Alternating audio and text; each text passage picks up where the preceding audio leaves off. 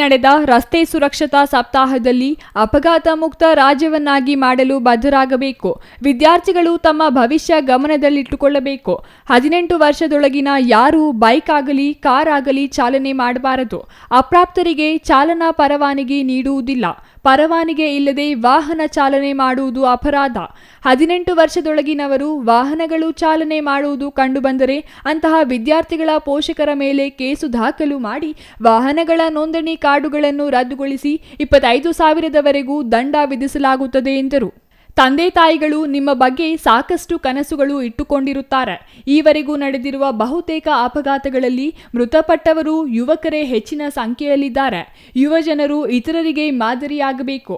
ಸಾರ್ವಜನಿಕ ಸಾರಿಗೆಯನ್ನು ಬಳಕೆ ಮಾಡಿಕೊಳ್ಳಬೇಕು. ಇದರಿಂದ ಅಪಘಾತಗಳು ತಪ್ಪಿಸುವ ಜೊತೆಗೆ ವಾಯು ಮಾಲಿನ್ಯವನ್ನು ತಪ್ಪಿಸಲು ಸಹಕಾರಿಯಾಗುತ್ತದೆ ಎಂದರು. ಮುಖ್ಯ ಉದ್ದೇಶ 3 ಇರ್ತದೆ. ಒಂದು ಅರ್ಜೆನ್ಸಿ ಅಥವಾ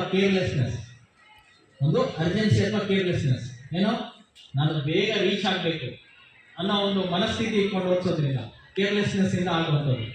ಎರಡನೇದು ರಸ್ತೆಯ ನಿಯಮನ ಪಾಲಿಸದೆ ಹೋಗುವಂಥದ್ದು, ರಸ್ತೆಯ ನಿಯಮನ ಪಾಲಿಸದೆ ಡ್ರೈವಿಂಗ್ ಮಾಡುವಂಥದ್ದು. ಮೂರನೇದು ಮನಸ್ಸಿನ ಸ್ಥಿತಿ ಸರಿಯಾಗಿರದೆ. ಮನಸ್ಸಿನ ಸ್ಥಿತಿ ಅಂದರೆ ನಾವು ರಸ್ತೆಯಲ್ಲಿ ವಾಹನ ಚಲಾಯಿಸಬೇಕಾದ್ರೆ ನಮ್ಮ ಮನಸ್ಸಿನ ಸ್ಥಿತಿಯು ಕೂಡ ಮುಖ್ಯವಾಗುತ್ತೆ.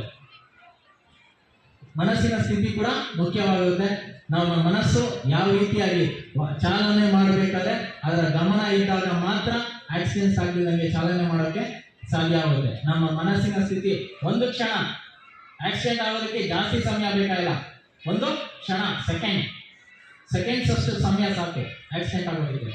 ಇನ್ನು ಈ ಸಂದರ್ಭದಲ್ಲಿ ಸಾರಿಗೆ ಇಲಾಖೆಯ ದಂಡಪಾಣಿ, ಕಾಲೇಜಿನ ಪ್ರಾಂಶುಪಾಲ ಸುರೇಶ್, ಐಟಿಐ ಕಾಲೇಜಿನ ಪ್ರಾಂಶುಪಾಲ ಹರೀಶ್, ಬಾಲಕಿಯರ ಕಾಲೇಜಿನ ಪ್ರಾಂಶುಪಾಲ ಮಧು, ಪ್ರಗತಿ ಪ್ರೌಢಶಾಲೆಯ ಮುಖ್ಯ ಶಿಕ್ಷಕ ವಿ ಬಸವರಾಜ್, ಪ್ರಕಾಶ್, ಮಂಜುನಾಥ್ ಇನ್ನೂ ಹಲವರು ಹಾಜರಿದ್ದರು.